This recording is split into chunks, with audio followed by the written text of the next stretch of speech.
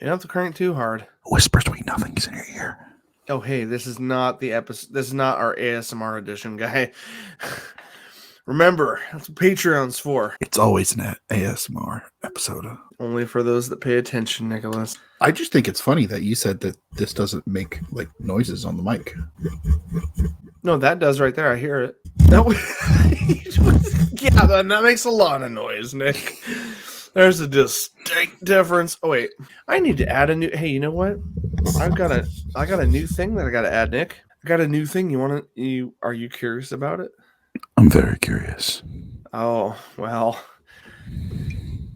here it is, dude. This is the sexy. Oh yeah. The seemingly ASMR edition of Nick. Get it. Intro. Here we go.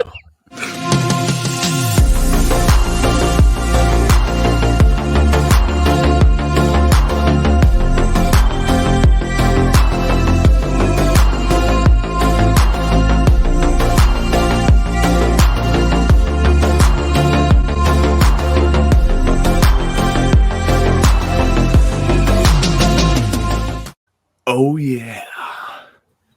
That was gorgeous. Did you see that? Did you see the fresh face at the end of that one?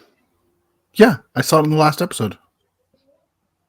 I know, but those were in post. This is live. Oh, okay. So it's been added. It's just, if it's the same as what you saw last week, then I've updated it. Nice. I've updated the live version of that one. So now Ryan Kuhn, our dear host who's not here tonight, is in the intro now. Nice. And Nicholas, I must say that this is the strongest cup of coffee I have sipped thus far. Nice. And but it's coffee instead of alcohol, so I think this will go better than usual. Shh. What? You're not wrong, sir. You're not wrong. Hey, I'm just glad to be here. And I'm glad you're here. You know what? Let's make quick work of the intro because it's just you and me today, shall we? We shall. Guys, welcome to your Nerdy Essentials. Did you forget the episode? Welcome to Nerdentials, your weekly dose of the Nerdy Essentials, covering film, TV, video games, and comic books. I'm your host, Joe Tweeton, and joining me side by side tonight is my illustrious counterpart, my co-op buddy for life, the Nick Thomas. Welcome, sir. Thank you. Thank you for having me. Glad to be here. Thank you for being here. We're missing some people, but that's okay. We will carry on. We are, and if the wily redheaded ginger decides to poke his head in mid-episode, I'll let him through, because I miss him. I think his soulless ginger hair brings some levity to the episode because of his lack of a soul. I think he compensates in personality because of his lack of a soul. Does that make sense? It does. But it's nothing to slight them for not making it. Family and lives have to come first. This is just a hobby that we hope that someday might be something more, but apparently no one cares. I mean, what? Nick shamelessly plugging away to the charitable folks out there.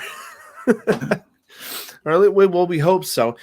Let's get some quick housekeeping down real quick, Nick, because something that longtime listeners or new listeners might not be aware. Friends, if you have stumbled upon our show, rest assured, here are the deets. We're a podcast, but we're also a video-based podcast. So if you're hearing this visually, sorry. Nice, Nick. Nice. Drinking more of that healthy shit? Yes, you are. This is actually a hard seltzer. Oh, switching it up tonight. Not bad. Because it's alcohol that I can have that doesn't go against my diet. Hey, whatever helps you enjoy what you can enjoy. And in this case, it's a healthy direction. So, bravo, Dude, sir. I've lost 20 pounds in a month. Hell yeah, dude. Good job. I'm down 2 full pant size. Dude. Yeah. That's amazing. Let's circle back to that, dude, because I love that. I love to share back and forth a little bit. But real quick to new and old listeners, guys, if you have not noticed, our YouTube channel has changed as far as the podcast is concerned. If you're watching this podcast on YouTube, it means you found the new channel. If you guys are unaware, we have a main channel called Nerdentials Gaming. Used to be the homeland for all our content, but we decided to split things up a little bit so that if you just want your pop culture news and reviews, go to Nerdentials Podcast. That's the channel. Links are everywhere. You guys will find it, I promise. But we are continuing to pump away co-op games, solo walkthroughs, and first look series on the gaming channel as well. So if gaming entices you, go over there.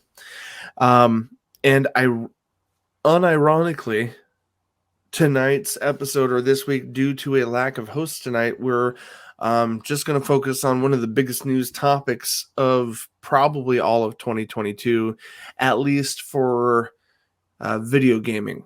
I guess we could probably categorize it as, because there might be movie news later that's insane. I'm sure there will be, or even some TV shows that are insane over the next 12 months. We're just now getting to the end of January, literally the end of January here. And the biggest news to come out of this early in January is video game based. Yeah. So now, Joe, before you get any farther. Yeah, we're not segueing yet. You want to say something before we jump into that? Well, I don't know if you want to keep this in there, but I had actually been thinking about something about our podcast. Yeah, go on. I would like to go to the future and embrace the past. So what we've been doing for the last couple years, we have our variety hour show, right? We cover things we watch, things we like, things that are out and about, and things we play. It's always reviews, it's always trailer reviews, reacts, stuff like that. Yeah. So we have our gaming bits, we have our movie matters, we have our TV talks. I just thought of the name for comic books if we ever cover that. The Comic Corner. Yes. Well, yeah. I know.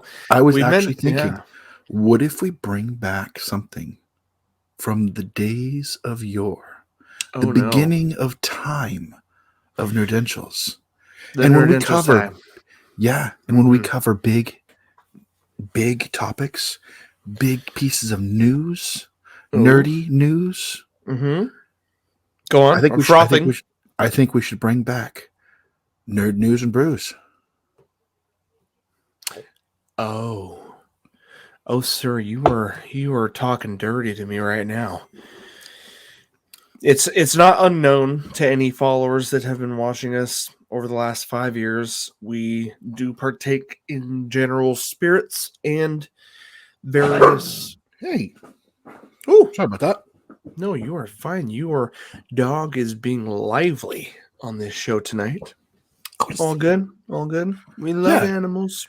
But he was sleeping and all of a sudden, he was startled by your nerdy conversation. Maybe he wants to join.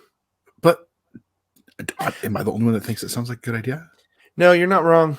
I've discovered a few podcasts that have done similar things, and you know what?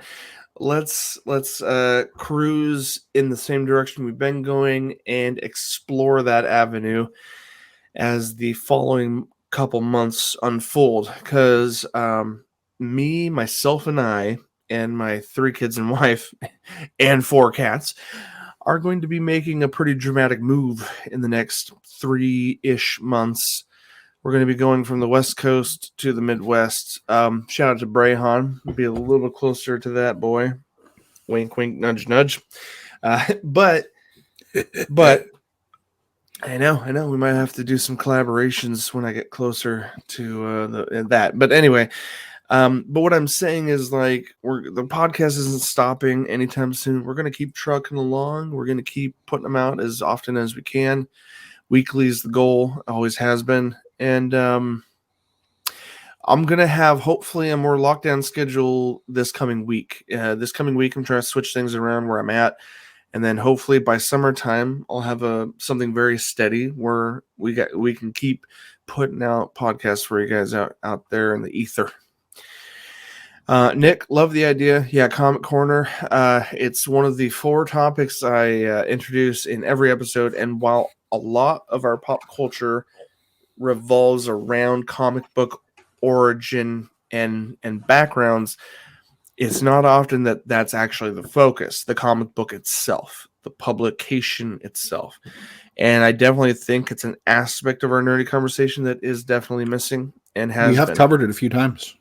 We have, but I think it should at some point soon, maybe this year will be the year we do it, become a permanent staple of our topics. Absolutely. Like an entire actual episode dedicated to it, just like our other 3 topics. I think at some point we definitely need to do that. But guys, we won't bury the lead any further. Anyone that enjoys our lengthy conversation and anyone that's new, timestamps are down below so that you can get to where you want to go sooner than later. But if you're not clicking on those, thanks for joining us for all the conversation we do have. Nick, I think, without further ado, we should probably. You ready? You ready to segue? Let's get to a wrong thing. No, you're not wrong. This is Gaming Bits. We can still use that. Nick, let's get to it. To it.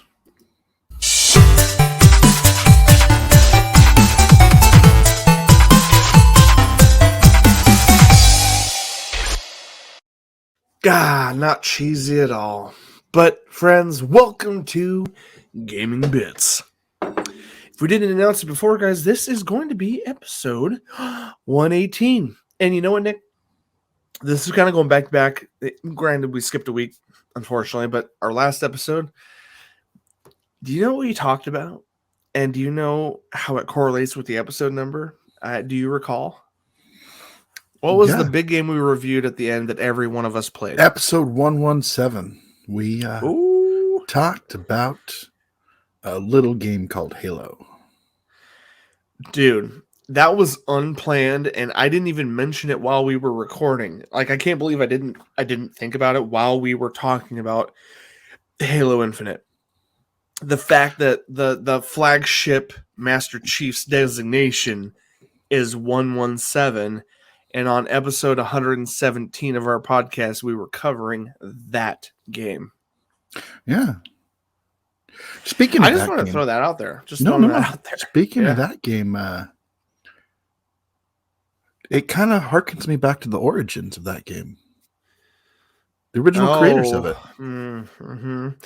Yeah. You realize that we're going to talk about 2 huge things. I don't know if we should lead with this or if we should lead with the former. I think this is so new that since it happened today, I think we should actually talk with this. Okay, this is good. This and actually go from there. But no, you're right. We're going to drop this episode hopefully tomorrow, Tuesday. Yeah. That's my idea. So hopefully you guys are hearing this on Tuesday. But yeah, Nick, go ahead. Keep leading on. No, yeah. Coming out of episode 117, talking about John Spartan and Halo. The original creators. The original creators of that. Bungie. Back in those days, they were partnered with Microsoft. For a 10-year contract to push out that whole Halo franchise, right? They came out with a game that we all fell in love with. During their split, Microsoft retained Halo as their property, which was, I don't know if that was a good thing or a bad thing for Bungie, but I think they kind of just washed their hands of it. But I feel like even if they didn't want to, I feel like they were ready to move on to the next thing, which when we get into that right now, I think we'll kind of see it based on how long they have stuck with the second thing they got into after Halo, right? That was more of a blessing than anything because they wanted a different story. They wanted to tell a different story. Yeah. No, Bungie has had just as a tumultuous adventure as John Spartan himself. Ups and downs, and allies and enemies, and all these things. Bungie went on its way and formed a game that we also love, Destiny. Yep, They and that was and they fell into a second contract with another publisher at the time known as Activision. Activision themselves. Yeah, which we'll be talking about a little later this episode. But no, Activision took a weird turn with them, and it they led to spent was that another 10-year type deal, pretty much. Yeah, I think it was supposed to be a 10-year deal, but they got out of it early because they felt that Activision was dropping the ball on it. No, there were some things happening, and they were able to get out. It was breaking of contract because of their inability to fulfill their side of it, which was good for Bungie to be able to get out of it, because they were. Yeah, I could honestly say, as someone who has played Destiny since the inception, they were running the game into the ground. I was going to say, let's not sugarcoat this or leave all context out, but let's point out, and although I have stepped away for a while, me and Nick both have over 1,500 hours in the game individually. Nick has a few hundred more than me. Shout out to Brayhan. I will let him divulge his own personal life expectancy at on about what he's put into that. 1,500 hours into that game, it puts me in the top 3%. I felt rather accomplished by that. Out of the total community of players and time spent in that game, so that's definitely like no small feat. It's also no small indication of how loved this game is by its hardcore following. No, but after their departure from Activision, they went on to do their own thing, and I feel they've gotten their game. Yeah, I mean they went they've been multi-platform, but once they went independent from Activision, they spread their wings out a little bit. Not just multi-platform, they went cross-platform. That's where I was leading to, is that they went full-blown cross-platform with multiplayer, something no hardcore fan back in its inception ever imagined would happen, and here we are. And then Microsoft made a little bit of an offering to get it on Game Pass for free. Yeah, with their whole New Light thing, so they were trying to go for a free-to-play setting. Is what Bungie finally got to. And it was kind of a nice partnership without them jumping in bed with another people. They just said, "Hey, let's work together. We without getting locked down. We're willing to let you put it on here. Let's." I feel they were courting them. Yeah. They've been trying to. Phil Spencer from Microsoft has been an unabashedly fanboy of Destiny. He doesn't shy away from admitting that he's put many hours into that game himself. Yep. So, but that brings us to this week's news that made my jaw drop so hard that I could not believe it happened. As of this morning, Sony announced that they are purchasing Bungie for $3.6 billion. Which I didn't know what Bungie was valued at, and apparently it's there. And granted, they're just a single developer, compared to other. They have one of the highest played games in the world right now. I know, and that's why their value is where it's at. It's pretty nuts. And coming up to the Witch Queen, the people getting onto this game are just increasing and increasing. Yeah, the newest expansion coming up. Yeah. Oh, it's nuts. But no matter how worried I am, no matter how scared I am, I did read into some stuff. Part of the agreement for the purchase of Bungie is that they will remain a private party. They will be developer. They'll be an independent developer, meaning that they could publish. What they publish is not controlled directly by Sony. Yep. Sony gets to enjoy. Sony will enjoy profits from their publications, but they're not going to directly control, as far as we know, Bungie's publications. So what it means by Sony purchasing it is they're going to have the rights to use the game's likeness.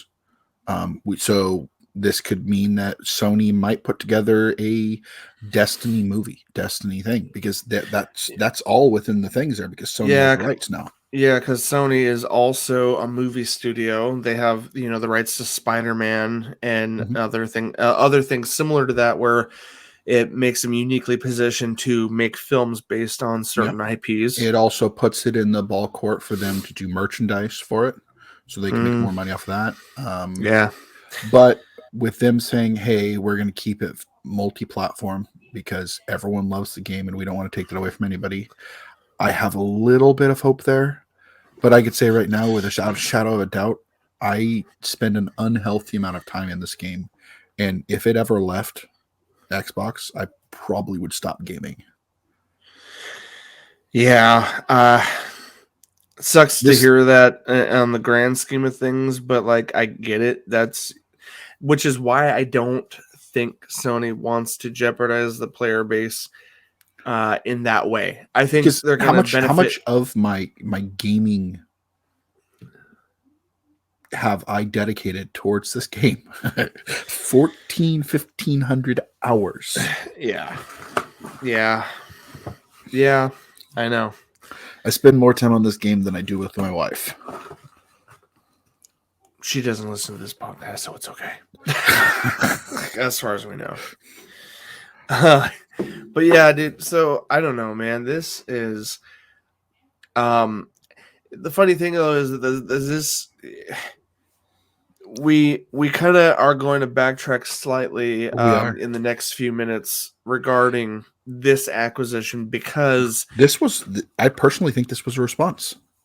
Sony had to make a big response.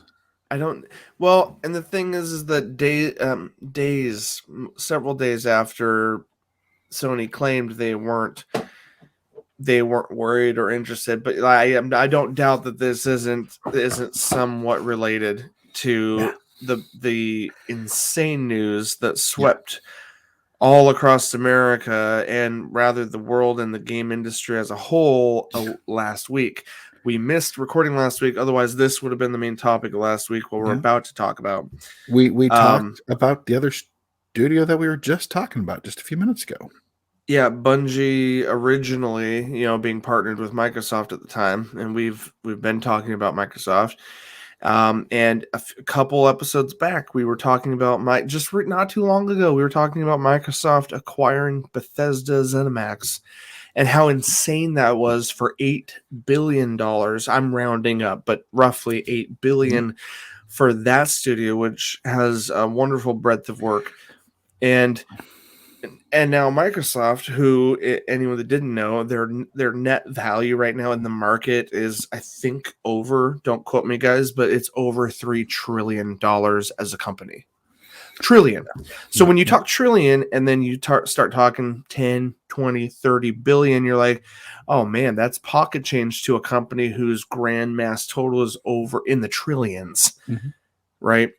Yep. So, but going from, Sony 8 billion, almost 4 billion with Sony, $4 billion buying an entire development company, Bungie. And then previously, Microsoft spending double what Bungie is for all of Bethesda and ZeniMax. We get the wind a week and a half ago that Activision Blizzard, who is in itself a publishing machine and a money printing machine at that, got swept right up for 69 point something billion, almost $70 billion by Microsoft. Yeah. 70 billion. And I know this is kind of old news now, but we wanted to give our thoughts. $68.7 billion in an all cash transaction. All cash. And because we don't have all the articles pulled up right now, but everyone that's been following or been a fan of Blizzard, Activision Blizzard knows a lot of the haze legally that they've been going through with their workplace, the lawsuits, their mistreatment of women in the workplace, workers in general, crunch. All this is just constant heavy stuff going on in the industry as a whole, but no more so than Activision Blizzard has literally been lit aflame, including I think Bobby Kotick, the CEO of Activision Blizzard. There's so many lawsuits going on with that company. And I've listened to like 3-4 podcasts. I want to give shout outs to them. Just if you guys are listeners and don't listen to these other publications, they're very trustworthy. I listen to Kind of Funny Gaming Daily. A lot of hosts from that podcast are ex-writers and hosts from IGN, and IGN's podcast Unlocked with Ryan McCaffrey covered it day one. Their podcast releases on Tuesday, and that morning that their podcast records is when that news dropped. Freaking insane. I listened to Gamer Tag Radio, one of the longest running Xbox-based podcasts out there. I love those guys on there. They're at episode 12, over 1,200 episodes right now, because they've been going since 2005 with their podcast. Insane. Always covering all the latest. So just shout out to all those guys. That's where I got most of what I'm about to speak about, because I didn't pull up any articles for this conversation because we're a little late to talk about it, but we wanted to give our thoughts about this the craziness going on with this. Go ahead, Nick. No, it was definitely a response everyone was waiting for. We were waiting to see how soon as a response. The news of Activision being bought out by Xbox tanked Sony stocks by 20%. Okay, and on day one, it was a 13% drop of, Sony itself. Like the moment that was announced, it's like, and stocks are based off of public. The general public that invests in it. And no, I'm just telling our listeners that may not be familiar, and stocks can increase when a company's value is like heavily trending, like, oh, this company is going places, it's making big moves, people start investing in that, or people start selling their stocks. They're like, holy shit, Microsoft just bought the company whose main publication and cash cow IP is Call of Duty. Holy crap, Microsoft just bought the developer that produces Call of Duty. Microsoft just bought it. What are they going to do? We saw what happened with Bethesda, so people start freaking out and stocks start going crazy. Some start dropping, people start selling. And so a couple things, like we can fast track just to kind of clear the air a little bit about this, is that Microsoft, like their transaction with Bethesda, said that previous contracts, Phil Spencer put it very eloquently. He said, we don't want to take away these games from the communities that are already established. And he's always super diplomatic with his words, especially in writing, and a lot of that's for legal reasons, but we saw what happened with Bethesda. Yeah. Fallout 76 is that's the MMO one, right? And then Fallout 76 and Elder Scrolls Online, those are multi-platform, cross-platform, fully invested, developed communities. Microsoft is not going to touch those. But they sure as hell, for future IPs, said, guess what? Starfield, their newest open world RPG that's sci-fi based, it's different from any of the other ones, is going exclusive. And, when we talk about acquisitions, Microsoft's not going to spend $8 billion and then keep things the way they are, necessarily, unless it makes sense for the industry. No, there is some things though that have been talked by Phil Spencer, and there's some speculation that stuff like the new Elder Scrolls is gonna be Game Pass exclusive, not Xbox exclusive.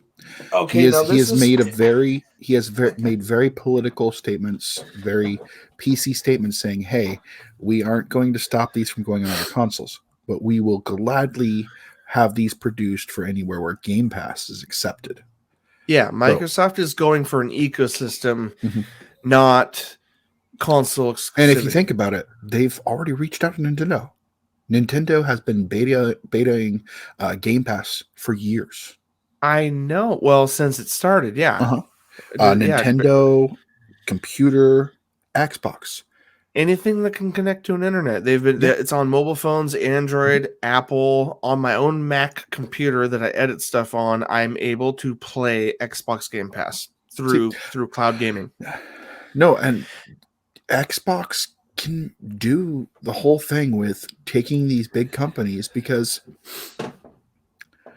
they have a ridiculous amount of subscribers that are paying $14.99 a month. They just announced in this. Hold on, Nick. I'm gonna maybe cut real quick or shorten this up. We can keep talking while I pull it up. I need to pull it up. I want to read exactly what Phil Spencer said. I know everyone's talked about it already. You can keep talking, Nick. Go ahead. But we're backtracking way too far. We're talking back to Bethesda purchase. No. I'm going to read the statement he made about Activision Blizzard. Okay. I'm not going all the way back. No. I just want to read here because I posted it today. Because the first thing in the morning when they posted live about the announcement, Phil Spencer wrote out a very nicely worded document on Xbox.com about, what this means basically. Hold on. Xbox.com. Here we go. Let me pull this up. Oh, did he respond to Sony purchasing today? Oh, no. We're not covering that. I'm just backtracking just to the original purchase of Activision Blizzard. And this is what Phil Spencer wrote. Did you read this yet? I don't know. Well, for our listeners, I'll read it. So, Phil Spencer wrote on January 18th, 2022 at 5:25 a.m. This is when the news broke. He wrote, creators of Call of Duty, Warcraft, Candy Crush, Tony Hawk, Diablo, Overwatch, Spyro, Hearthstone, Guitar Hero, Crash Bandicoot, StarCraft, and more join Team Xbox. This was like the headline. He writes, as a team, we are on a mission to extend the joy and community of gaming to everyone on the planet. We all know that gaming is the most vibrant and dynamic form of entertainment worldwide, and we've experienced the power of social connection and friendship that gaming makes possible. As we pursue that mission, it is incredibly exciting to announce that Microsoft has agreed to acquire Activision Blizzard. Over many decades, the studios and teams that make up Activision Blizzard have earned vast wellsprings of joy and respect from billions of people all over the world. We are incredibly excited to have the chance to work with the amazing, talented, dedicated people across Activision Publishing, Blizzard Entertainment, Beenox, Demonware, Digital Legends, High Moon Studios, Infinity Ward, King, Major League Gaming, Radical Entertainment, Raven Software, Sledgehammer Games, Toys for Bob, Treyarch, and every team across Activision Blizzard. He is very specific to list as many as he could there. And then he continues, until this transaction closes, Activision Blizzard and Microsoft Gaming will continue to operate independently. Once the deal is complete, the Activision Blizzard business will report to me as CEO, Microsoft Gaming. Hold the phone 1 second. Phil Spencer is dictating himself in this statement as being the CEO of Microsoft Gaming, and he is saying Activision Blizzard and everyone that works under that will be reporting to him. Like, whoa. Okay, hold on. Let's finish. Upon close, we will offer as many Activision Blizzard games as we can within Xbox Game Pass and PC Game Pass, both new titles and games from Activision Blizzard's incredible catalog. We also announced today that Game Pass now has, and this is where he points out their subscriber base. The first time he's ever publicly announced their subscriber count. Game Pass now has more than 25 million subscribers. That's double what World of Warcraft topped out back in the day. Mm-hmm. The fantastic franchises across Activision Blizzard will also accelerate our plans for cloud gaming, allowing more people in more places around the world to participate in the Xbox community using phones, tablets, laptops, and other devices you already own. Activision Blizzard games are enjoyed on a variety of platforms, and we plan to continue to support those communities moving forward, like the MMOs that are already established. Call of Duty Warzone, that's probably not going to go anywhere. It's an established, open world thing on multi-platform, and it's crossplay. He finishes by saying, as a company, Microsoft is committed to our journey for inclusion in every aspect of gaming among both employees and players. We deeply value individual studio cultures. We also believe that creative success and autonomy go hand in hand with treating every person with dignity and respect. We hold all teams and all leaders, looking at you, Bobby Spitaki. Forgot. Yeah. We hold all teams and all leaders to this commitment. We're looking forward to extending our culture of proactive inclusion to the great teams across Activision Blizzard. Around the world, there is no more exciting venue for fun and connection than video games, and there has never been a better time to play than right now. As we extend the joy and community of gaming to everyone, we look forward to welcoming all of our friends at Activision Blizzard to Microsoft Gaming. Mm-hmm. And then he very quaintly posts a little picture, and I'll post this up on the feed later. The gaming leadership of Microsoft with Phil Spencer sitting at the very tippy top, and then all the other leaders, including people from Bethesda in like the core leadership mm-hmm. group. Like, damn, dude, your hot take to that whole thing. Go ahead. No, I ad-libbed a little bit in there to make a couple highlights. Yeah. No, there's a lot of things I'm excited for. And the first things that come to mind are the big things. You think, when you think Activision, you think Call of Duty. You think Blizzard side of it. You think all the Diablo, StarCraft, Warcraft, all those things. Yeah. Mm-hmm. But that's not where this is going to get a boon. Where this is going to go crazy for all the Game Pass players is all the titles that have been long forgotten. Oh yeah, stuff that hasn't been active. I got a list here. Go ahead. Yes, we haven't seen StarCraft in a while, but that's one that I'm hoping to see something on. Yeah, oh yeah. Mm-hmm. No, King's Quest. Yeah, if Phil Spencer even tweeted about King's Quest, he's like, "Hell yeah, let me see Guitar some King's Quest again." Yeah, that's been dead for a little while. Mm-hmm. Here's one I'm actually really excited about. We know Doom, we know Duke Nukem, we know all those, but there was a game back in the day that was a first-person shooter that hit me somewhere deep, and I miss playing. I actually played it a while back on an emulator. Hexen was an Activision title.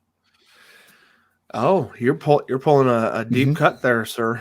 Yeah, no, you start thinking about all these different things, and dude, where we can Phil go Spencer with was this? he was saying the catalog, it's not. There's so much more hasn't been actively produced. Exactly, Crash Bandicoot was Activision. Yeah, and we only recently got Crash Bandicoot on Xbox. Like only recently started getting newer titles from Crash Bandicoot, and now Microsoft has it. Okay. And Spyro. For a long time. Yeah. No, PlayStation had Crash Bandicoot, Spyro, Tony Hawk. Those were all Activision. Those were Sony mascots for so long. Like people tied them together as being Sony mascot. Crash Bandicoot was a Sony mascot ad. Commercial. You would see commercials, the silly, goofy man in a gigantic Crash Bandicoot suit, and it was PlayStation. The little, thing they say at the end. Dude, okay, but and a lot of speculations been going around, and a lot of professionals have said over some podcasts and articles I've read about the concern about and I don't think it's going to stop. It's very obvious it's not going to stop anytime soon, but the concern for monopolizing, which they're not big enough in the market Microsoft's not big enough amongst all the big companies to be considered a monopoly by making that acquisition. Not yet. They are third. This acquisition puts them third in line, behind Tencent, Sony, and now Xbox. So they're still behind Sony. Oh yeah, and that's gaming companies, and so, but that's not like that's not the big six that control all of media. Yeah, like all of media, like Disney, Apple, those groups. Like it's still behind these others that are just gaming based. Like Tencent is taking, they're from across the sea, but they're taking a heavy investment in gaming, and they haven't, they're starting to. I have an excerpt here to read from Phil Spencer too. Yeah, go for it. Spencer said the Xbox team will talk with developers about working on a variety of franchises from Activision Blizzard's vaults, like we were just talking about a little bit ago. Yeah. Catalogs. This is exact source. We're hoping that we'll be able to work with them when the deal closes to make sure we have resources to work on franchises that I love from my childhood and that the teams really want to get. Spencer said, I am looking forward to these conversations. I really think it's about adding resources and increasing capability.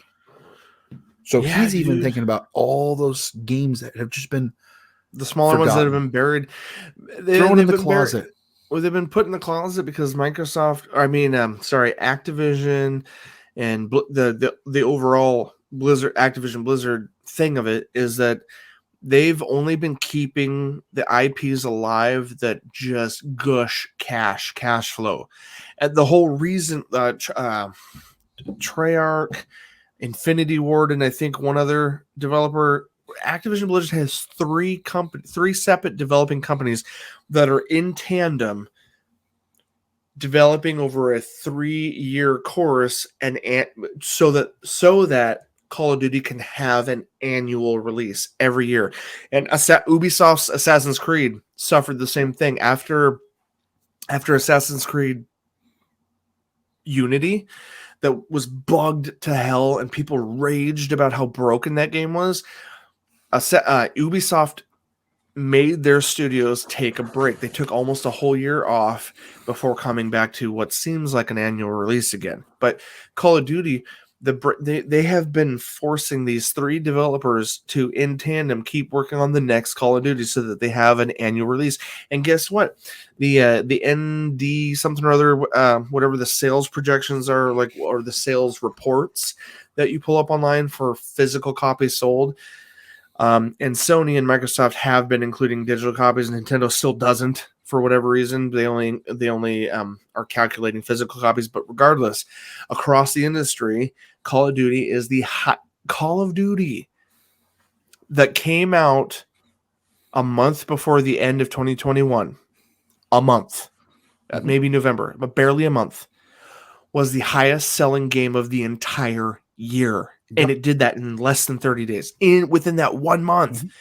That's stupid. That's stupid, disgusting. And of course, they're not going to stop that cash cow. They've got a system. The thing about that too is, for the longest time, Sony actually made the statement, Sony is the home for Call of Duty. Oh yeah, people bought that. There are so many players out there that bought PlayStations just for the purpose of Call of Duty. Like, it's the only thing they play, right? And guess what? I read articles popping up this week saying that retailers overseas, I don't know about here, but retailers overseas are posting signs in their windows for gamers that come to their stores saying, warning, Microsoft bought Activision Blizzard, so choose your machine carefully.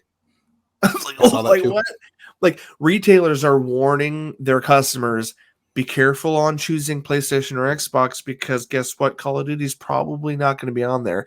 I mean, gamers that know why they're getting what they're getting are getting it for the franchise they think they're getting it for, and now there's that panic, which is why Sony stock dropped the week that this was announced. And the thing, dude, the conclusion about Call of Duty I want to say is that I think, like we said, open world shared communities like Warzone are probably going to stay there. Microsoft, Phil Spencer, they're not stupid. They're going to keep them on those platforms, because the one thing Microsoft did in the past, when they bought Minecraft, one of the biggest transactions they ever made when they first started acquiring studios, they bought Minecraft and they kept it on every platform. They didn't suddenly make it exclusive because they are still making money by keeping all those communities alive. PC, PlayStation, here's Nintendo. The thing.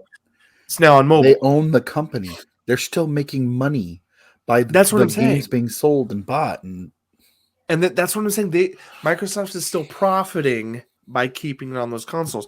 Now, but here's the thing. Remember, not too many years ago, we talked about how PlayStation was doing some shitty stuff and saying, hey, Activision, you have to make your games at this fidelity rate because our system can't do it. We don't want Xbox to look better.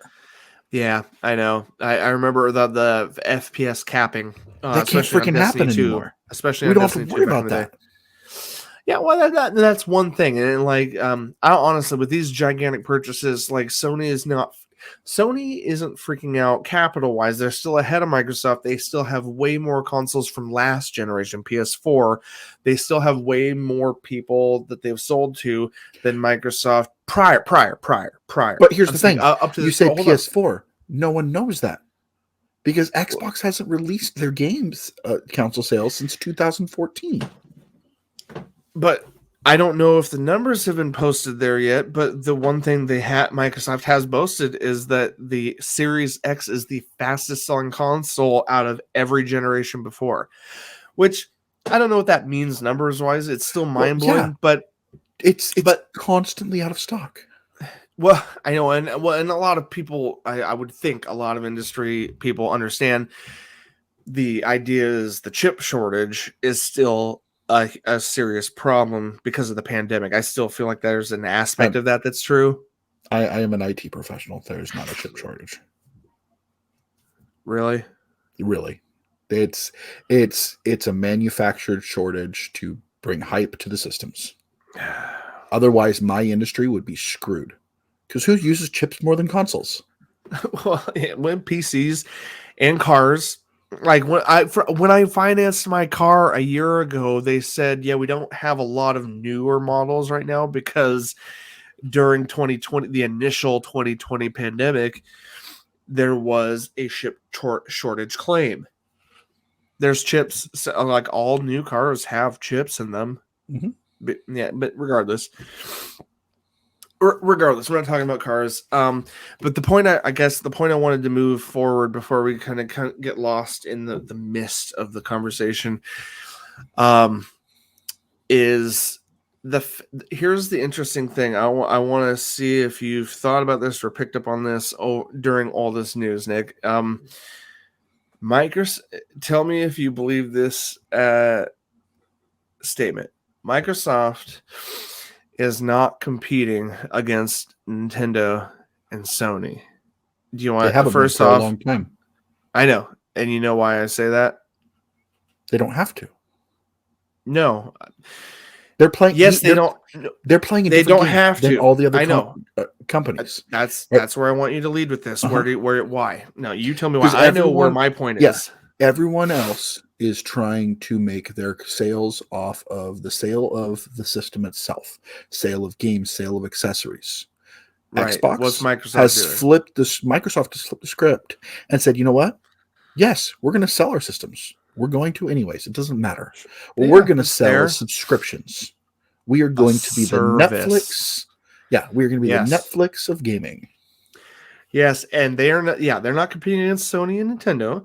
They're actually competing against Google and Amazon. Amazon. Yeah. Services. They're competing against the big services. Because Amazon has, I think it's Luna. They have Amazon has cloud gaming. I think it's called Luna. I know. And Google started earlier on with Google Stadia. Cloud gaming. Biggest pile of hot garbage ever. Dude, they're still chipping away at trying to make it a thing.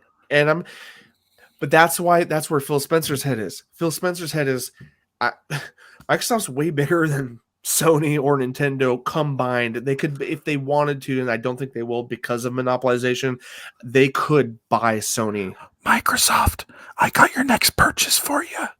Sega. No, I know, right? Or what? You know what? I don't. this is kind of dangerous. I don't know if they'd even be able, money wise, they could buy any of these things that I'm going to say. But as far as like what it means industry wise, I don't know if they will. But like they could buy EA if they wanted to. I know they have partnerships. Well, they have Ubisoft, a partnership with EA. them. They don't need to buy EA. I know. I think they would be better off buying something because Xbox has placed themselves in a point of nostalgia, and I think they should take that route. So if they bought stuff like Sega and stuff like that that draws nostalgia to us, they're going to get the older gamers. Yeah. Oh no, absolutely. And another company that would be two companies I would love them to purchase, but I think it's very unlikely because of their previous relationship with Sony. I don't know how easily it would work out. Can you think of what I'm talking about? I'm going the Japanese route with these two companies. They bought Activision. Okay. There was no company closer to Sony than Activision. Oh, okay. Well, okay. There's two more that are not as big as that transaction. They're more on the smaller scale. They're single developers. I'm thinking, even though they're multi-platform, Square Enix would be a nice grab, but they have a lot of Final Fantasy love on the PlayStation side of the world. Square Enix. With that Miles Morales exclusive bullshit, the Spider-Man game that's only exclusive to Sony, like that'd be a huge grab for Microsoft, but I don't know if they would go for that because they have such a tight relationship with Sony. Second company, and I want to get your thoughts on both of these companies. So Square Enix is one, Capcom. Resident Evil, my bro. There's more to Capcom than just that, but could you, and they're fighting games, but like, holy shit, the whole Resident Evil franchise, could you imagine day one access on Game Pass? I would freaking love that. That's just the dream, the consumer dream boy of me already subscribed to Microsoft. Would love to see those, but they have such heavy ties with Sony. I don't know if Microsoft would make that move or be able to. I don't know if they would be able to or if they would want to. What are your thoughts about those two? Square Enix, Capcom, what do you think? I don't think they're going to listen. They touch too many different things. Say that again? Capcom has been a heavy seller forever, and they will continue to be. And I doubt they even need to sell their company.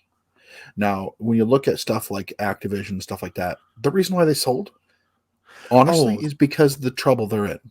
They're in so much trouble. And that was another thing that so many people speculated is the biggest reason Microsoft stepped in is because they've had so much dirty laundry over there that it was more beneficial to be sold off than to try to unbury themselves. People were bailing ship, and those IPs were going to go down with the ship. Microsoft stepping in there honestly saved all these IPs that we know and love. And jobs, thousands of people.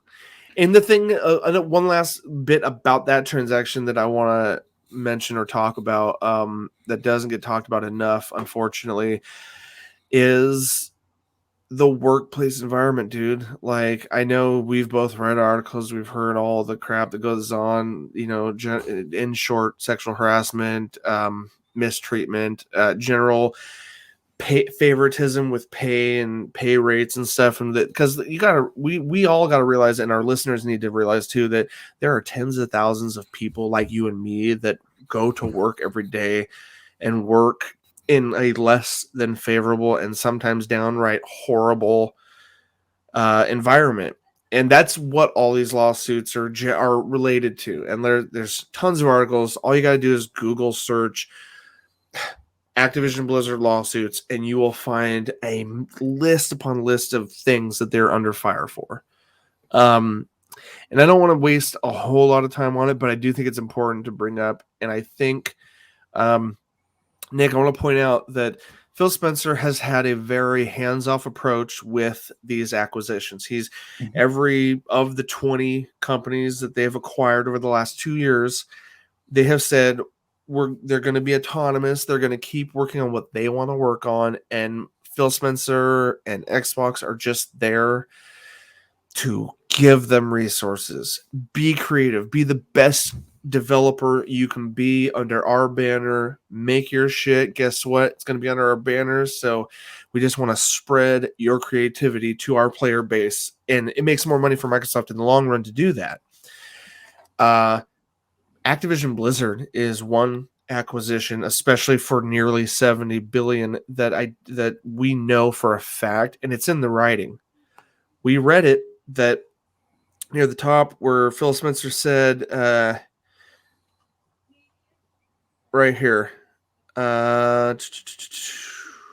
it said once the deal is complete, they'll report to him as the CEO, and it says that the whole statement about inclusion, community, culture, workplace culture. Microsoft, being such a huge company, has a gigantic telescope on them, lights on them. Same with Apple, same with Disney. There's a gigantic microscope staring down the barrel of every one of these companies, and everyone's looking at them as like, are you treating your employees, with dignity, respectability, the culture of the work environment? And right now, the Activision Blizzard culture is super.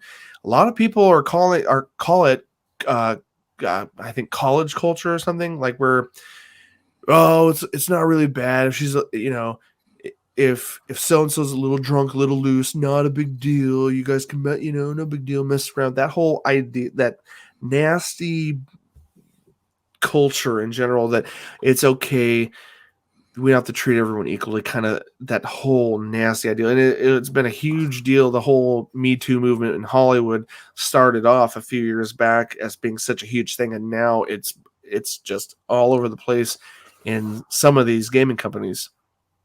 And my conclusion I was getting to is that Phil Spencer is very hands-off, but he's been very clear, even in his diplomatic writing, that they will respect the cultures, but this is one culture of the industry that I don't see him leaving alone. Do you agree with that?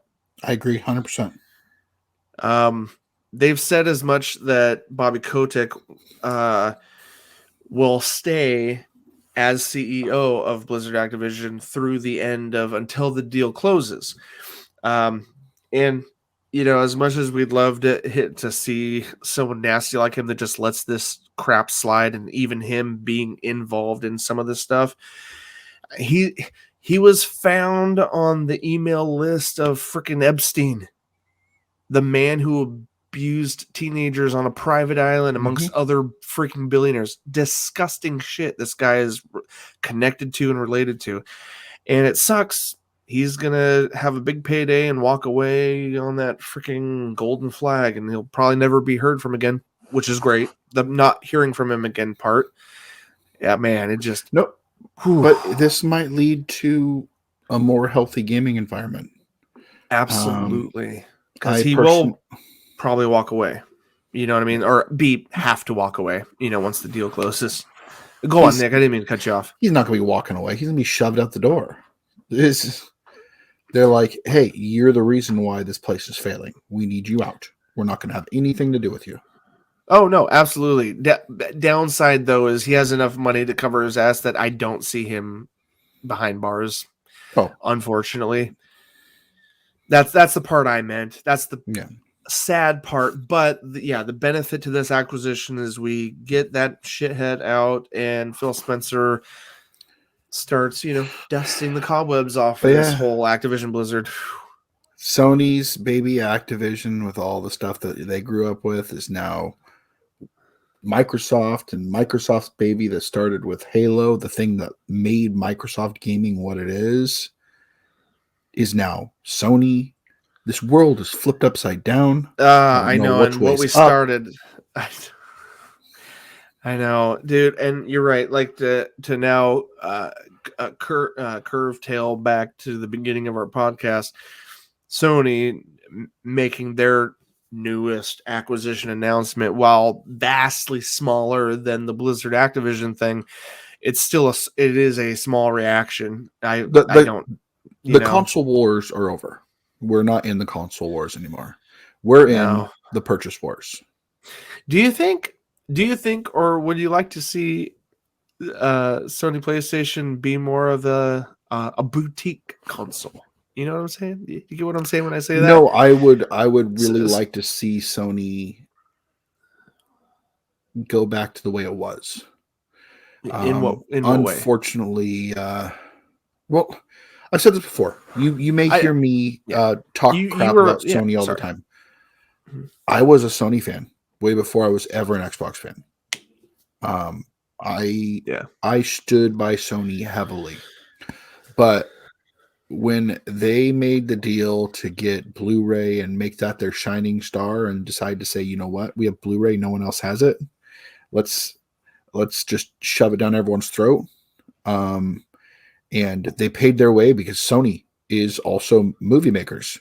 Quite literally, they use their movie side to push the porno industry, to push Blu-ray, to make it the go-to media for high def DVDs. And it took the floor right out from underneath Xbox, and they're like, you know what? We got them where we want them. Now let's sell our system for $700. And then everyone's like, what? They're like, well, if you want to watch Blu-ray, you have to do it. We're like,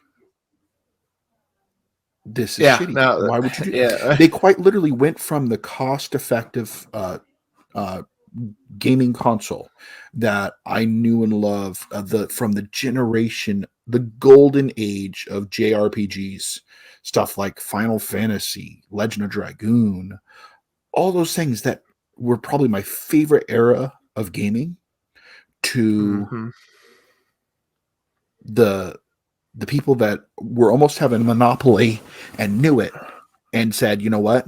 We don't care about the gamers anymore. We want money. I want them to go back to believing in the gamers. Right. Believing in the games they put out. Yeah. And if they ever did that, I would probably become a diehard Sony fan again.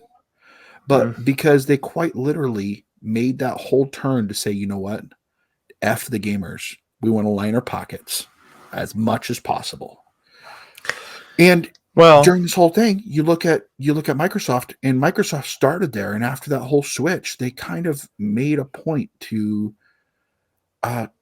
nurture small publishers, small companies to put out indie games. They were the ones that nurtured the underside of the gaming community, the people giving them hands up to get into places where they wouldn't have gone before. And all these small studios that never had a chance now had a chance. And I believe that the community they built by doing that has enriched the gaming community, and that's one reason why I'm an Xbox fan right now. It's something that I was glad to see happen. But again, the fall of PlayStation to their deep-seated desires led to me walking away. And that's what I mean by I want to see PlayStation go back to the way it was. I want to be proud to say, hey, I want to buy a PlayStation. Yeah. I don't know. I don't know where they're going to go or what they're going to end up doing or what other acquisitions are going to happen. But I guess we could I don't know. We could kind of end the episode on a because we know everyone's not done acquiring things, and I think Microsoft jumped on these acquisitions, before someone like Tencent or Google or Amazon could get to them first. Because honestly, I think that's why these acquisitions are going to continue, is to get a lead and a head up on increasing the value of Game Pass, because it's a service. That's what Microsoft is in this for now, and it's not the console war anymore. When it comes to the games and the titles that are being made. So I kind of thought, if you agreed, sir, that maybe are there any things off the top of your head that sound like fun great acquisitions, minus what we've already talked about.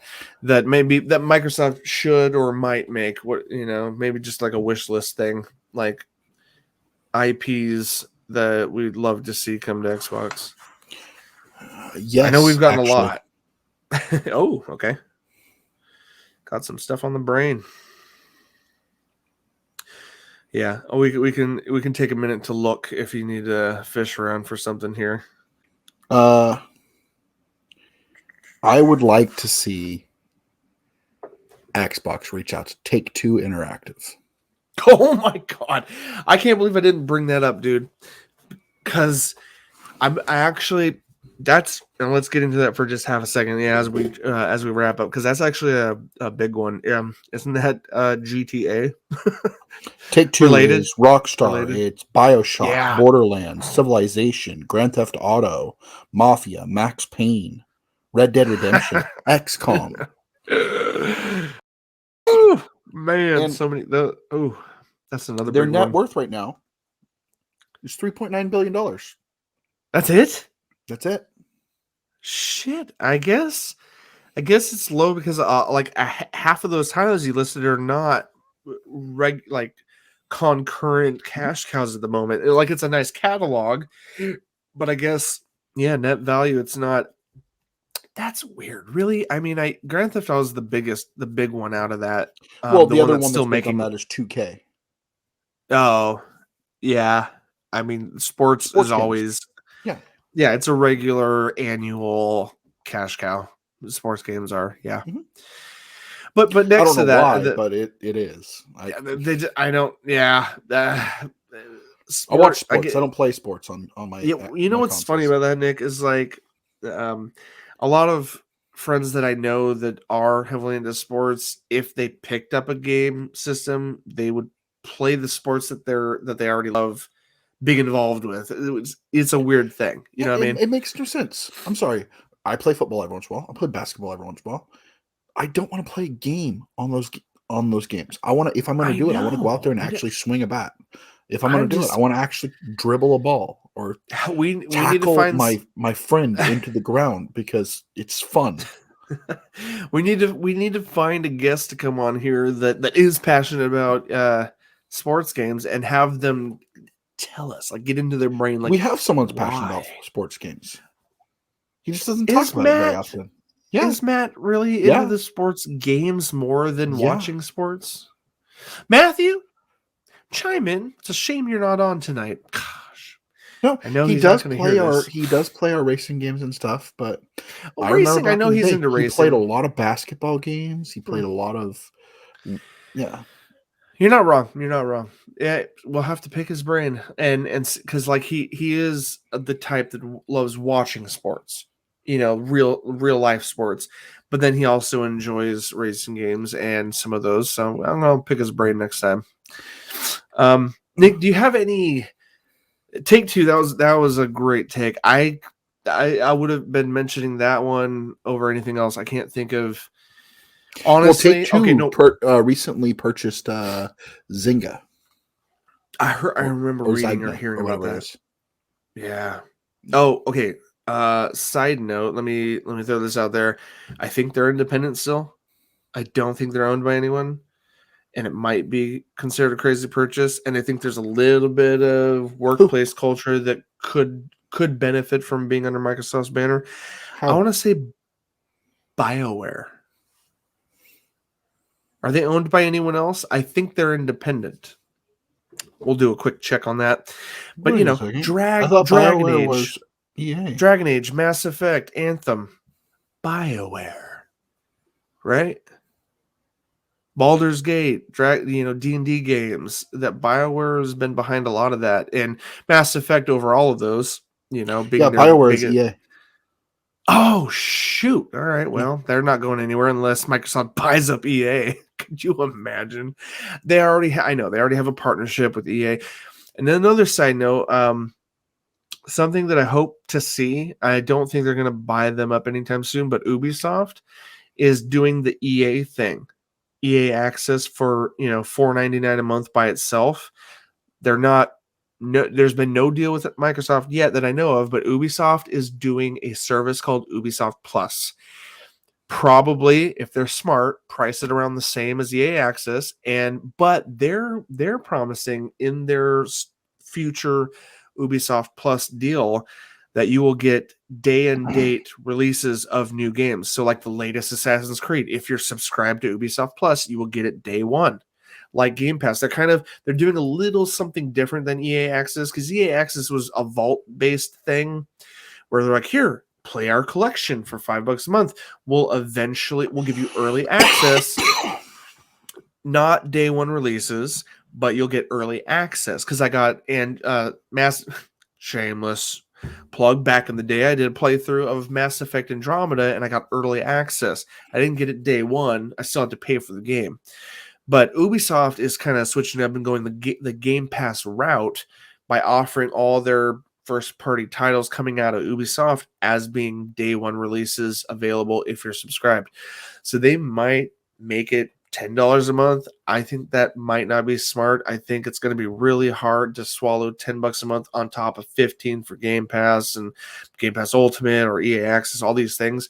But if they bundled it, if they made a deal with Microsoft and bundled Ubisoft Plus with EA Play and Game Pass Ultimate, and they made it $17 a month, because right now Game Pass Ultimate is $15. There's also a few other.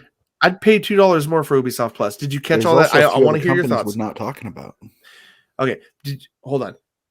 Did you hear the Ubisoft Plus part? I did. Okay, I know you're trying to bypass because you're more intrigued by what you just read. Go ahead, throw them out there. No, the Ubisoft Plus. It's just I would run into the same issue I have with my streaming services for TV.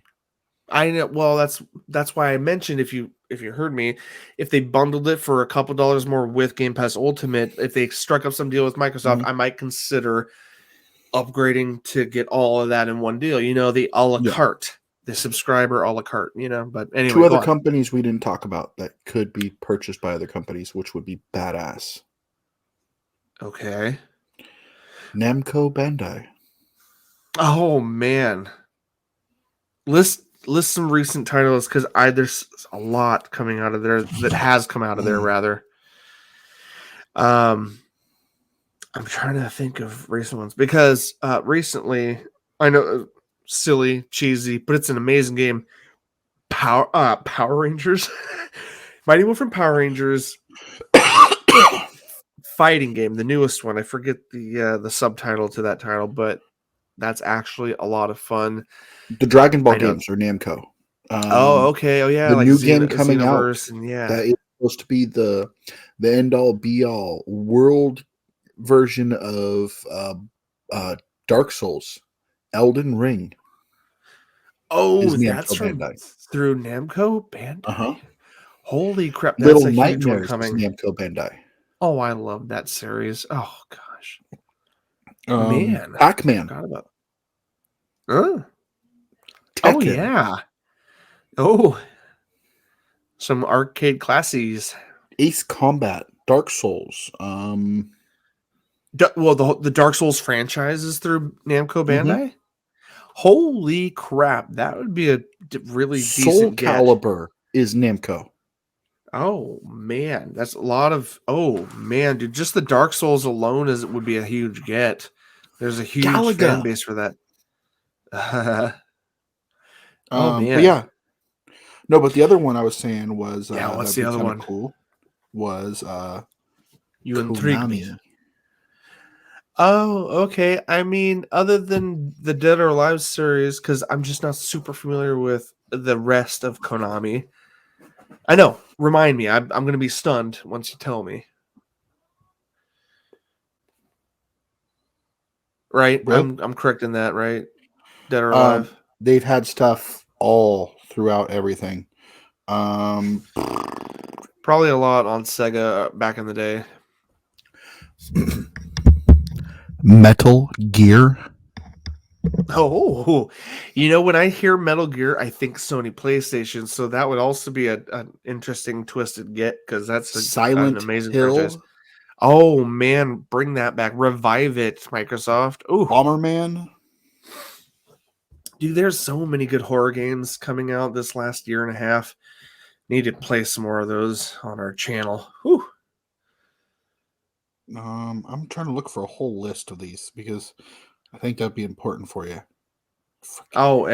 Yeah. I mean, I love the series you listed so far, so that would definitely be something exciting if I heard them. Microsoft Metal get that. Gear, Bomberman, Contra, Castlevania. They did a whole bunch of stuff during the Game Boy era. So there's some sports. Metal Gear, Bomberman, Castlevania series, Silent Hill, a lot of Silent Hill, of course, a lot of Castlevania titles, Contra.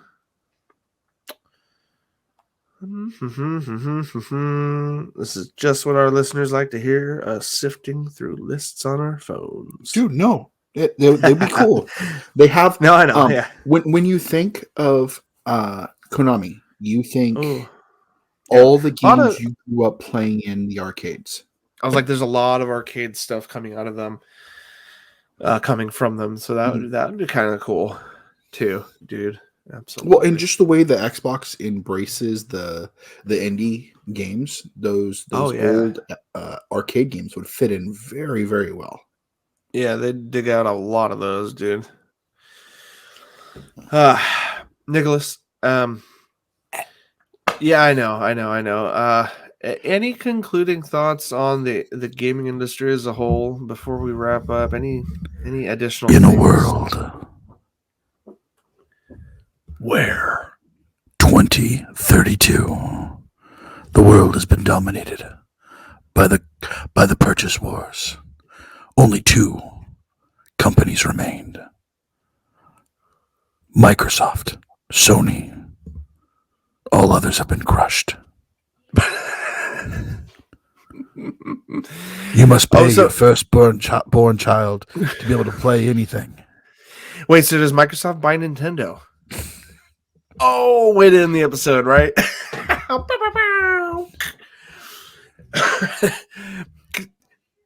Not anytime soon, but could you imagine? Nintendo blew up when Mario backstabbed them.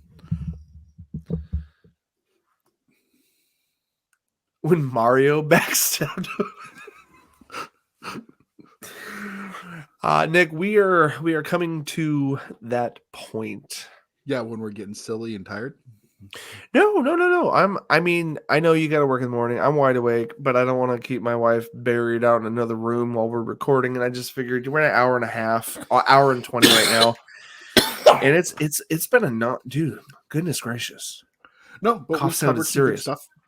We've been a nonstop talk because there's a lot of nhưng to the topic tonight that we covered. A lot. Layers, like an onion. Little layers, sir. But Nick, what? Yeah, anything else? Or no. Do you think that this purchase on either side will be good, bad, or ugly?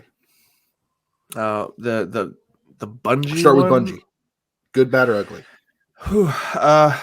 I think Sony, having played dirty in the past, and maybe as a reaction to the Activision Blizzard craziness, Sony has the potential to make this deal a dirty one. But even with their contract saying they have to be allowed to put it where they want. That's what I'm saying. I'm saying Sony has the potential because we haven't seen it in writing yet. We don't officially know everything that's going on yet. In the article I read when the news broke, Sony said it's our intention to keep them independent, right? So it's not like I didn't feel like written in blood about it.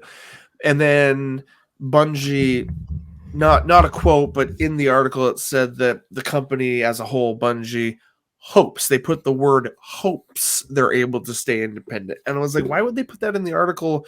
It's not a quote, not a direct quote from any one person, but why would they say that unless there was a small amount of uncertainty? And I don't want to open that can of worms right now. I think Sony is smarter than that. And they know that by owning Bungie, they're going to benefit profit-wise by keeping it on. I mean, Microsoft benefited just fine keeping Minecraft on all platforms. So leave, I think it'd be I think it would be an unfavorable thing in the media for Sony to make a decision to pull Destiny 2 off of any other platform. I think it would be a detriment to the Sony name if they did that. And so I don't think they're dumb enough to make that move. What I'm worried about is the next IP that Bungie's been working on. We're probably not going to see. I know. And you know what?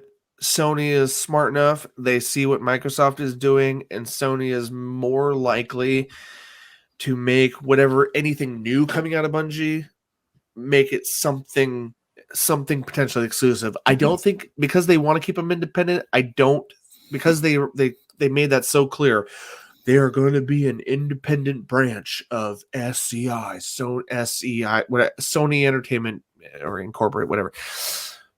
An independent branch, right? They made that very clear that Sony doesn't want to make the water super dirty to the fan bases of Bungie, because there will be an online outcry if they do.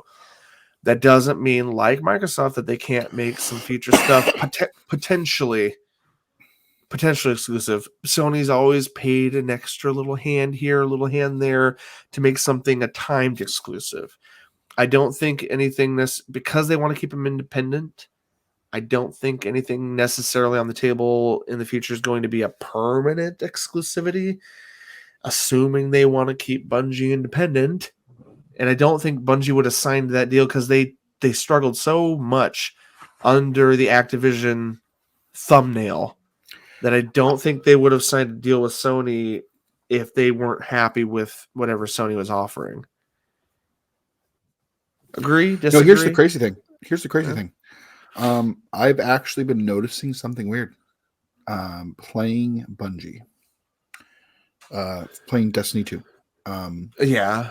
When you get into a lobby and you're playing against PlayStation players, the server favors them. In what way? Faster loading, or what are we talking about? Their connection with the server is so much better that it causes rubber banding, and it looks like they're glitching all over the place. Sir, that's going to require some additional investigation. Sounds fishy. Fishy, but I don't know. I can't speak. And here's the thing. Speak on that, man. I can speak on this from experience. Before that started happening, every PlayStation player in group that we came across was utter garbage. So I guess they need their one up, I guess. Well, I was going to say, I think that speaks more to the PlayStation community necessarily than some dirty deal underground between Sony and Bungie. I think I'm not wrong. An ex-cast member on our group even said as much, that certain groups are friendlier on Xbox, and there's a lot of garbage can youth that are on PlayStation. But I don't want to dirty the waters one way or the other by making an outright claim that all PlayStation players are awful, because they're not. There's 100 million that at least that are playing on that side. They're so used to playing their exclusives by themselves. I mean, you're not wrong. There's a lot less multiplayer, and even less now that Microsoft took Call of Duty away. It's not official. They still got the Warzone. They're not going to touch that. But anyway, Nick, we're digressing a little bit here. I know. We have to every once in a while. I know. We said we're wrapping up 15 minutes. No, I'm kidding. We only said that 5 minutes ago. You had a good point to bring up about Bungie. Yeah. You're not wrong. We want to thank you for joining us for this long and drawn out episode of Gaming Bits, which I left out at the bottom there for the live feed, but I'll put it in the final edit. It's almost like it was nerdy news. Anyway, we should close out with just a couple little deets, just if you made it this far and you forgot what we said at the beginning, I want to say, guys, thanks for watching this episode. You can find us everywhere that podcasts are found. We're on that new channel, Nerdentials Podcast on YouTube. If you go to Nerdentials Gaming on YouTube or just type in Nerdentials, you'll find all of this crap spread out across YouTube. You'll find it. And like the bottom of the screen, I'm clipping out here in my arm. Ooh, like the bottom of Nick's screen. Nick, the bottom of your screen. Can you point to the bottom where the website is on your screen? Yeah, right there. Yep. You guys can find all our stuff, including reviews, news, and videos at nerdentialsmedia.com. That's right. And shout out to Ryan and Matthew. We missed you today. We missed you this week. Get you back soon. My loins cried out for you. I mean, yeah, our loins cried out. Oh, anyway, guys, we will return next week with hopefully some movie matters, TV talk, and more gaming news. Right now, this is all me and Nick can do for the week. But thanks for joining us. And what, Nick? No. Oh, one more thing. Go ahead. Go ahead. I'll wait till afterwards. Oh, all right. Well, guys, for myself and Nick, this has been your Nerdy Essentials. And as always, gaming nerds, we'll see you on the other side. The other side. You purposely waited.